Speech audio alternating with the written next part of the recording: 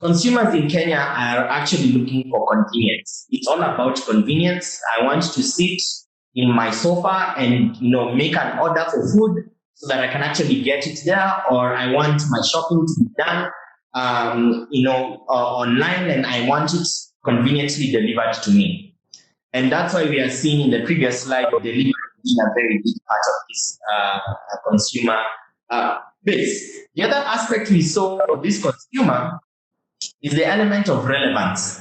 And as far as relevance is concerned, we noted that consumers want something that drives them at that particular moment to engage with them at the moment of need or the moment of truth that they are in, to be able to actually engage with a brand online or with an enterprise online. And what we realized very quickly is, I don't know whether you have been seeing this, but the shopping essentials, your sanitizers, your face masks, unga, oil, soap, all this, the relevant things that, people need to go through this period of COVID is relevant to them. And we are seeing consumers buying more of those online because they do not want to go to the supermarket for one reason or the other. Or they'll have their guy, call. Everyone has a guy. I'm sure each one of us on this call has a guy. You actually get your guy to actually deliver for you gas, for example. So it's such things that we are seeing that, as long as it's relevant to the consumer, they'll actually engage with it online. And the third aspect is value. And value is more around what's the benefit to the consumer over and above the convenience. And one of the things that we have been seeing is that value proposition is mostly driven by price. So if you have discounts or you have bundled offers around your product offerings or your services, people will always come and see value. But all this is great. Convenience, relevance, value, it's all great. But it doesn't mean anything unless it's underpinned by trust. And that's why trust covers everything. If a consumer comes online and engages with your brand online, it is very hard for them to be able to trust you if they have a bad experience the first time they engage with you. Unlike the physical environment whereby it might be convenient for them to come to a store that is right next to their house, they have no other choice, or to get boga from the boga that they already have gotten good wares from. I think it's really important for us to understand that in the online environment it's very different, because consumers need to understand that they can trust you before continually engaging with you. And so trust is something that that underpins everything that you will be doing online if you want to get your business online. And so for us, what we begin to see is that as one who is driving the business, whatever enterprise you have, it is absolutely important that you apply those 4 principles that I've mentioned before: principle of convenience, of relevance, of value, all that underpinned by trust, across each consumer touch point you're on. I mentioned marketplace, so going and putting up your wares, your products, your service offerings on relevant marketplaces, on social media, on your own website, and even physical.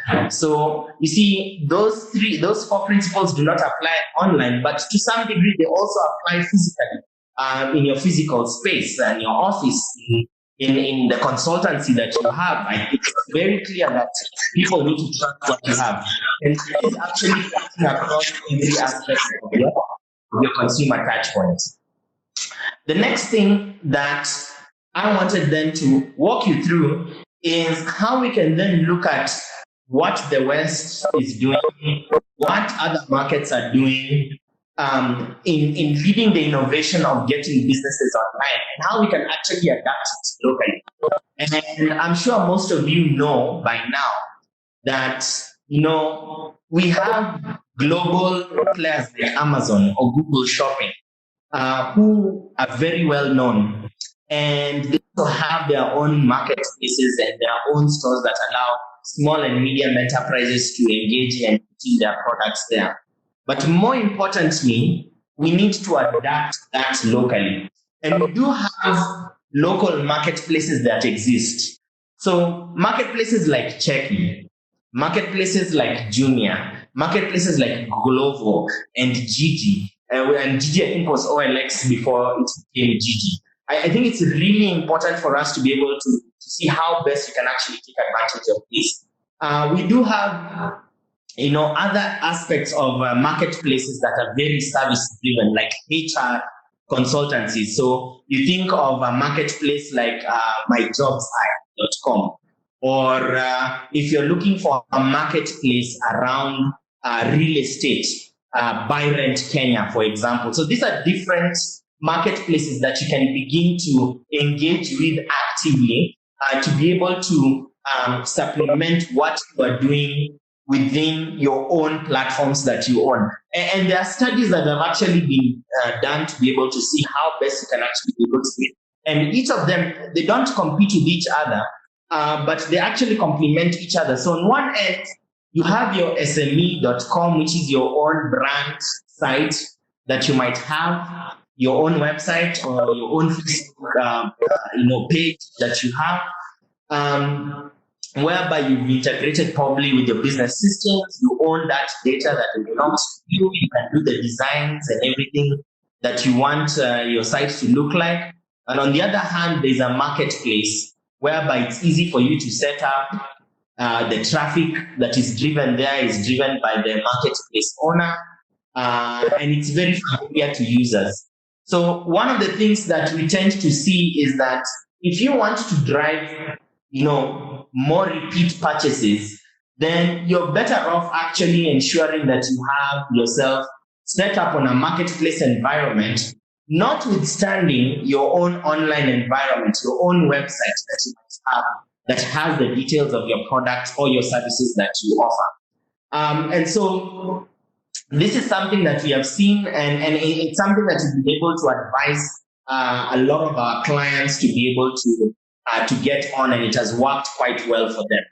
Now, I guess the next question is, what framework can I adapt as a business owner to be able to succeed in this environment? And we have a sort of 4-step approach to how we can actually be able to do this.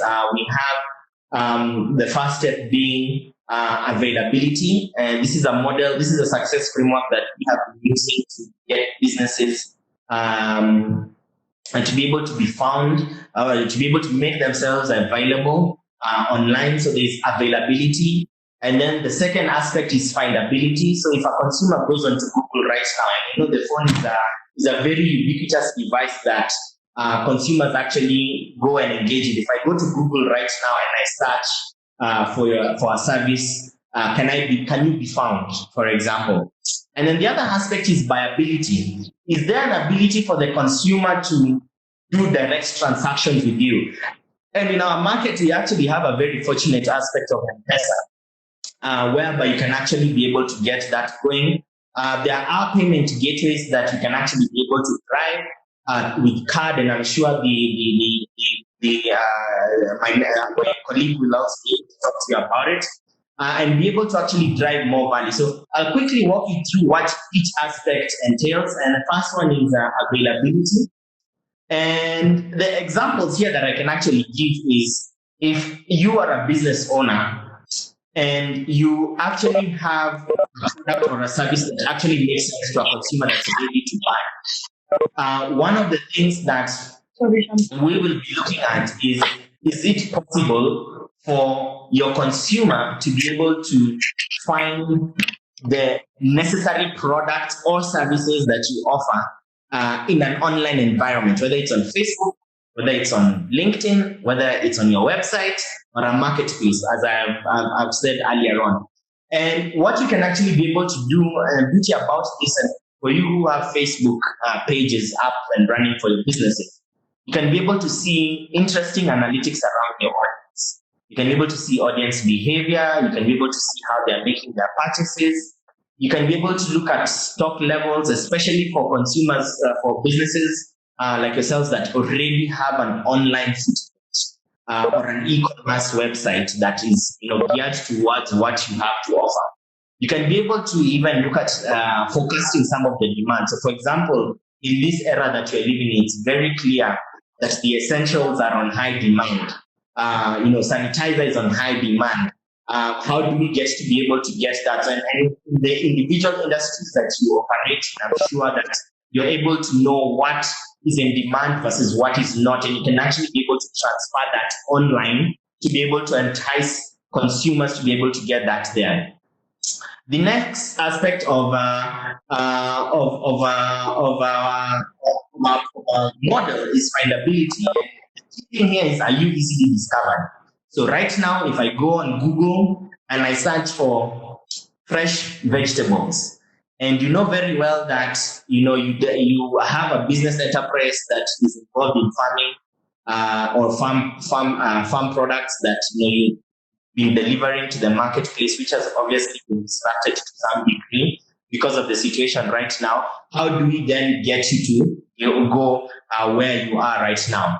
And the other thing is if you are easily discovered online, there are certain technical aspects that you can actually be able to get going, such as ensuring that the website has the right keywords. And I'm going to just give you pointers on how that can be done through some partners that you can directly engage at a very affordable level, as well as just getting to look at the descriptions of some of the products that you have either on Facebook, or descriptions that you have on Instagram, or descriptions that you have on your website, being readily available to the consumers who are actively looking for you online.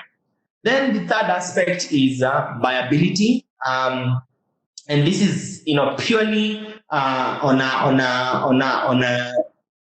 a competitive environment, especially when you're looking to, you have a bit of money, you have a bit of marketing budget that you want to explore and promote your business online. The question becomes, are you better than the competition? Are you, or whoever your competitor is within that space, are you buying the right type of advertising to be able to actually push you to your consumer base? And at the same time, are your products, within your website also viable? Are your services, you have a consultancy, can someone be able to book an appointment or a call with you, and they can actually pay you a fee for some of that consultancy online? And whatever the model is there, it's very, very important for us to determine whether that is possible. And finally, the aspect of encouraging repeat sales and how you drive that repeatability.